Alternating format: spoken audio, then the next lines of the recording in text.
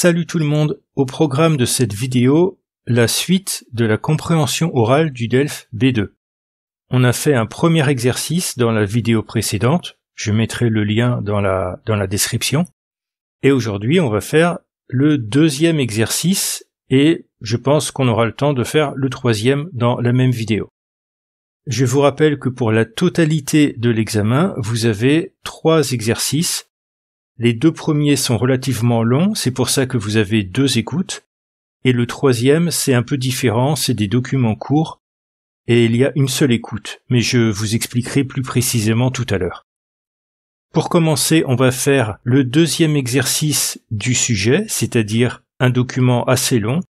Vous avez 1 minute pour lire les questions, une première écoute, 30 secondes pour commencer à répondre, une deuxième écoute, et 1 minute pour finir de répondre.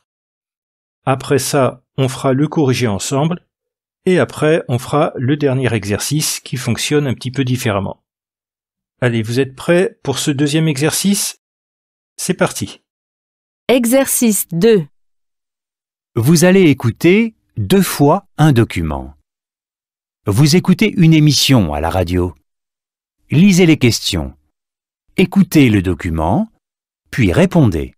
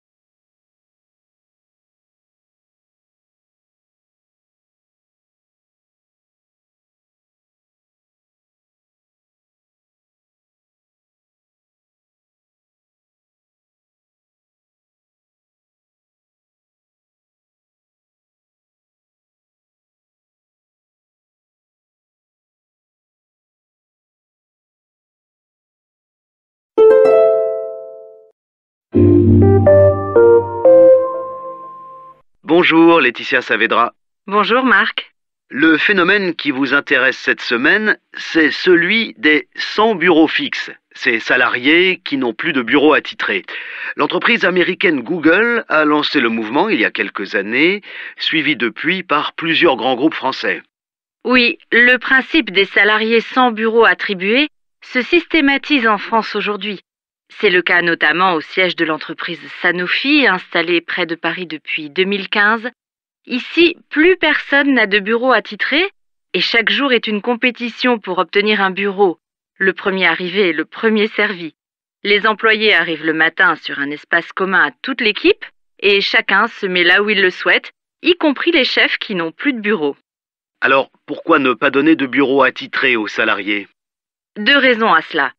La première, c'est une raison économique. Il faut optimiser l'utilisation des bureaux occupés en moyenne à 60% du temps. Et puis, la deuxième raison, c'est que ce système est censé renforcer l'esprit d'équipe et la capacité d'adaptation des salariés.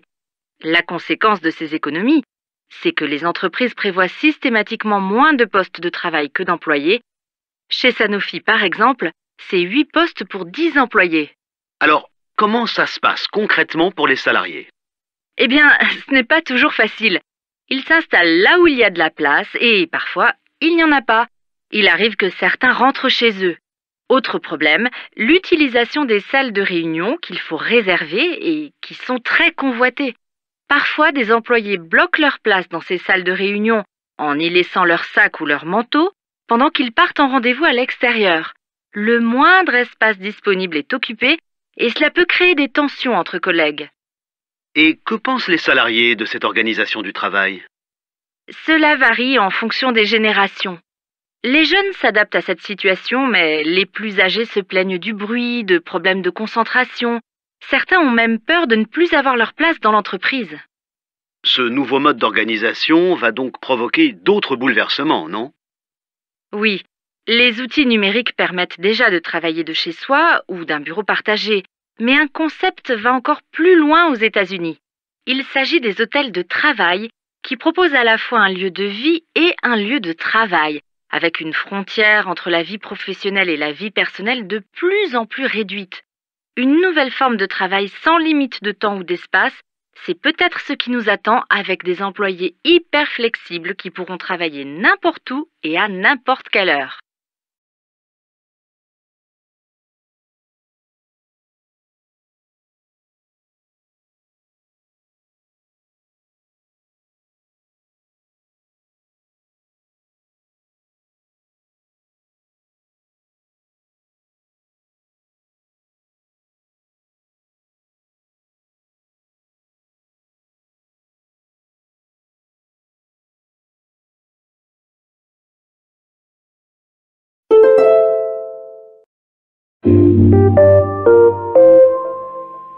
Bonjour Laetitia Saavedra.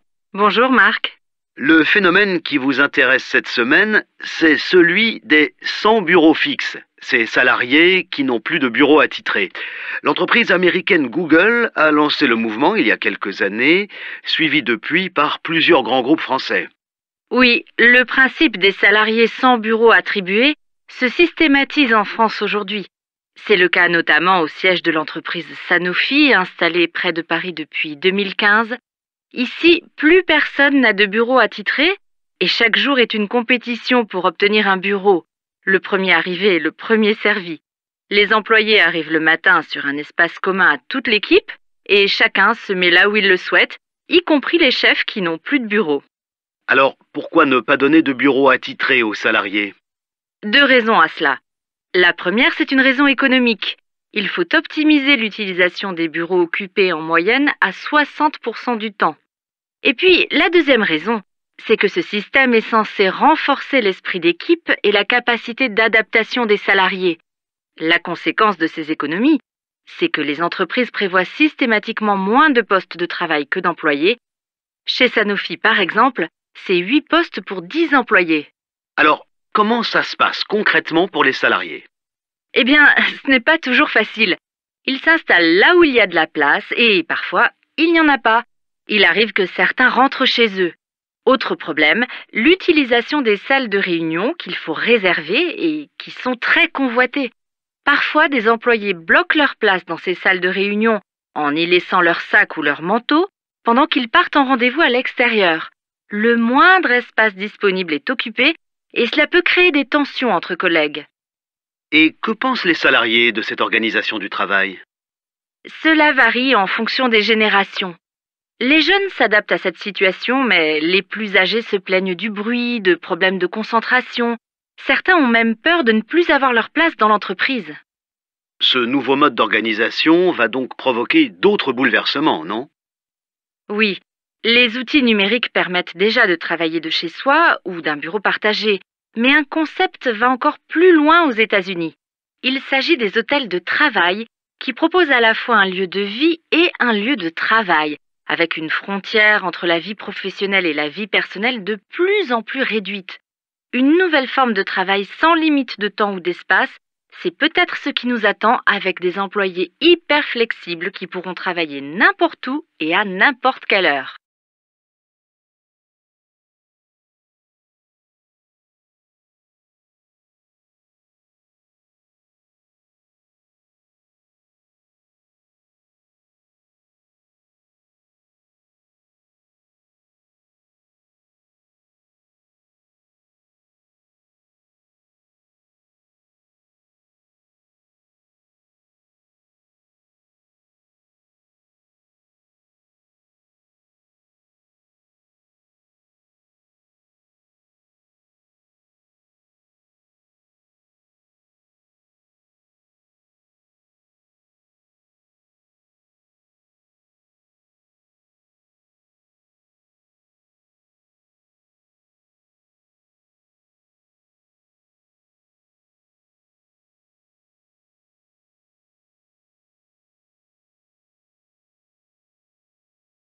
C'est tout bon ?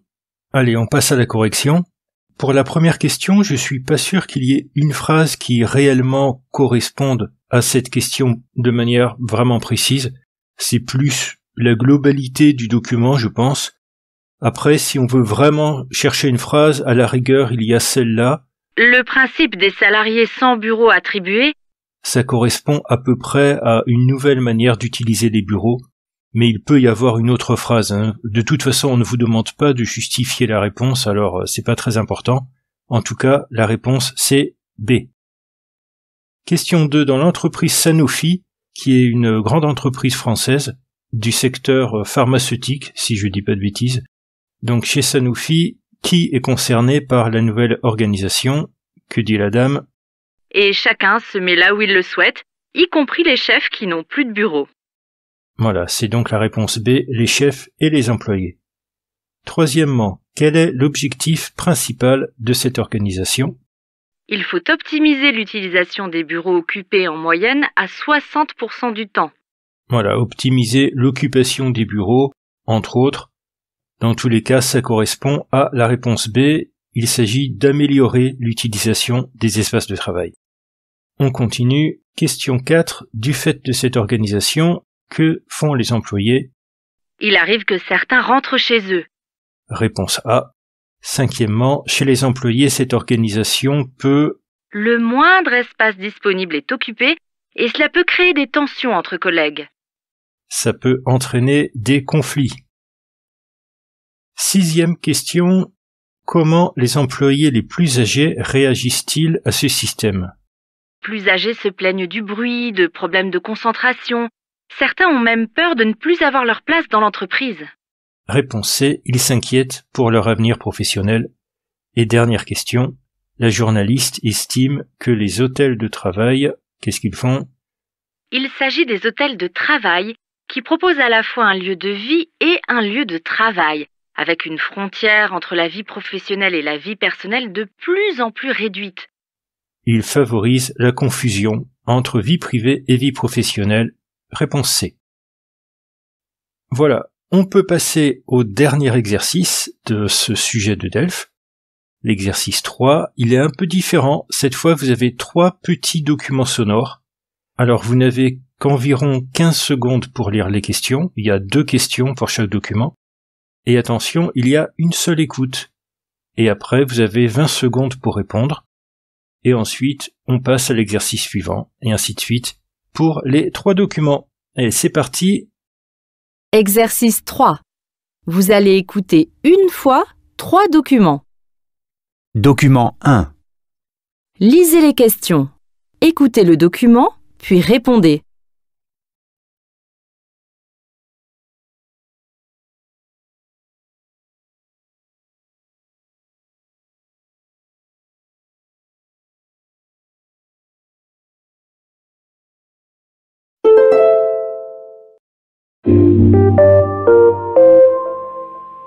Mercredi prochain s'ouvre à Montreuil le Salon du livre et de la presse jeunesse. C'est donc l'occasion pour nous de vous faire découvrir un projet destiné aux jeunes. Écoutons Elsa Maudet. Elle est journaliste à Libération où elle a cofondé il y a 2 ans Le Petit Libé, une version hebdomadaire du quotidien consacrée aux 7-12 ans. J'ai l'impression que la presse jeunesse est en plein développement, car jusqu'à maintenant, on n'avait que les magazines de divertissement habituels, qui sont là depuis 20 ans et qui font très bien leur travail, mais qui étaient un peu tout seuls, on va dire. Mais maintenant, on en trouve de nouveaux, plus centrés sur l'actualité et qui plaisent tout autant aux enfants. D'un côté, on s'est rendu compte qu'il y avait une vraie attente de leur part concernant l'information, et d'un autre côté, avec le journal que nous proposons aux enfants, on a voulu montrer que c'est un milieu où on peut aussi s'amuser et faire des choses sympas.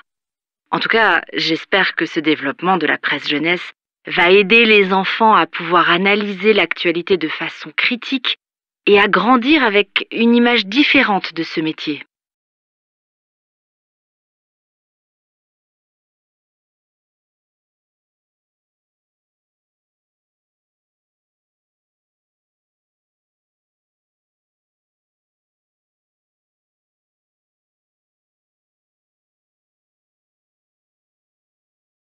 Document 2. Lisez les questions. Écoutez le document, puis répondez.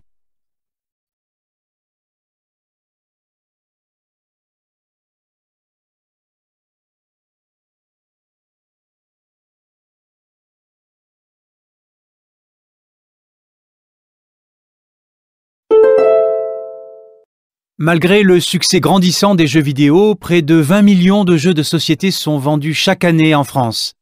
Ce phénomène est dû au fait que les sociétés modernes ont rendu les individus libres et autonomes, mais elles les ont beaucoup isolés aussi. Les jeux représentent donc un magnifique outil de convivialité et de rencontre. En plus, ils sont aussi un excellent moyen de changer des sorties plus classiques au cinéma ou des soirées passées à regarder la télévision, par exemple. On va davantage vers les autres. Il y a même des jeux où vous serez amené à jouer le rôle de quelqu'un d'autre. Cela permet de découvrir d'autres aspects de votre caractère. D'autre part, je suis absolument convaincu que le jeu a des effets bénéfiques considérables. En plus du plaisir qu'on prend à jouer sur le moment, il fait travailler la mémoire et montre que même quand on est en difficulté, on peut gagner. Enfin, j'encourage les adultes à offrir des jeux de société aux enfants. De nos jours, il en existe pour tous les âges et pour tous les goûts. Cette activité les aide à développer leur logique, notamment avec les jeux de stratégie, et grâce à cela, ils apprennent à réfléchir différemment.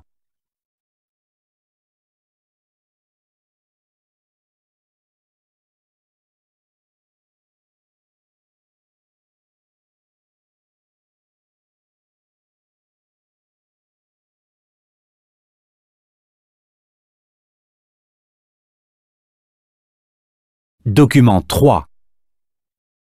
Lisez les questions. Écoutez le document, puis répondez.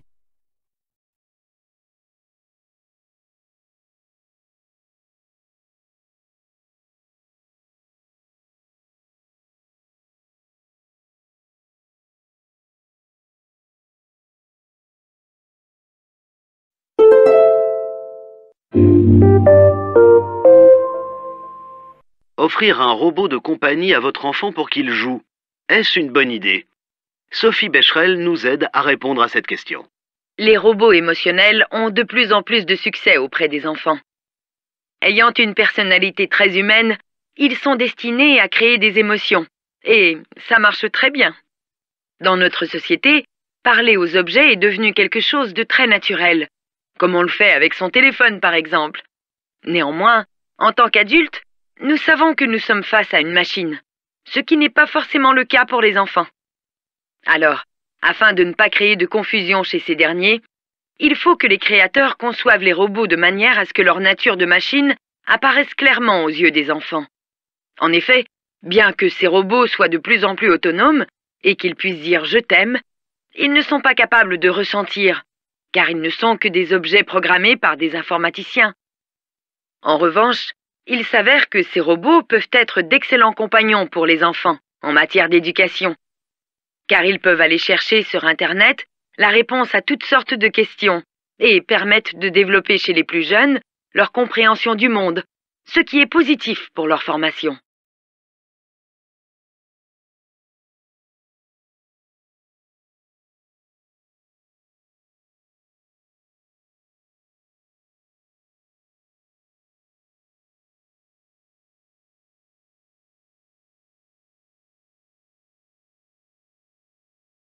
Voilà, c'est fini. Enfin presque, on va quand même corriger. Pour le document 1, qu'est-ce qu'on constate dans l'évolution de la presse jeunesse actuellement?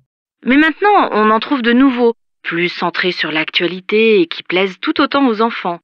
D'un côté, on s'est rendu compte qu'il y avait une vraie attente de leur part concernant l'information. Voilà, ces deux phrases ou morceaux de phrases peuvent servir à justifier. La réponse, c'est il y a plus d'importance donnée à l'information. Question 2. Selon Elsa Maudet, les nouveaux types de magazines vont faire quoi chez les jeunes? En tout cas, j'espère que ce développement de la presse jeunesse va aider les enfants à pouvoir analyser l'actualité de façon critique. Les nouveaux types de magazines vont favoriser la réflexion sur l'actualité chez les jeunes. Question suivante. Pour l'intervenant, les jeux de société permettent d'être... Les jeux représentent donc un magnifique outil de convivialité et de rencontre. On va davantage vers les autres. Il y a encore ces deux phrases qui permettent de faire le choix dans les réponses et on choisit donc la réponse B. Ils permettent d'être plus proches des autres. Question 4. Pour 2 points, une question importante. D'après l'intervenant, chez les plus jeunes, les jeux de société favorisent principalement. Cette activité les aide à développer leur logique, notamment avec les jeux de stratégie, et grâce à cela, ils apprennent à réfléchir différemment. Ils favorisent leur capacité de raisonnement, réponse C. Et dernier exercice, selon l'intervenante, un robot émotionnel est capable de. Ils sont destinés à créer des émotions. De provoquer des émotions, réponse B. Dans quel domaine les robots sont-ils bénéfiques pour les enfants? Il s'avère que ces robots peuvent être d'excellents compagnons pour les enfants en matière d'éducation. Éducation, apprentissage, c'est synonyme. Réponse B. Voilà, cette fois c'est vraiment fini. Donc avec la première vidéo, vous avez pu faire le premier exercice et avec cette vidéo faire les exercices 2 et 3. Comme ça vous fait un test complet de compréhension orale de DELF B2. Si vous avez des questions, des commentaires, n'hésitez pas à écrire un petit message. À très bientôt pour d'autres vidéos et bonne chance à ceux qui préparent le DELF.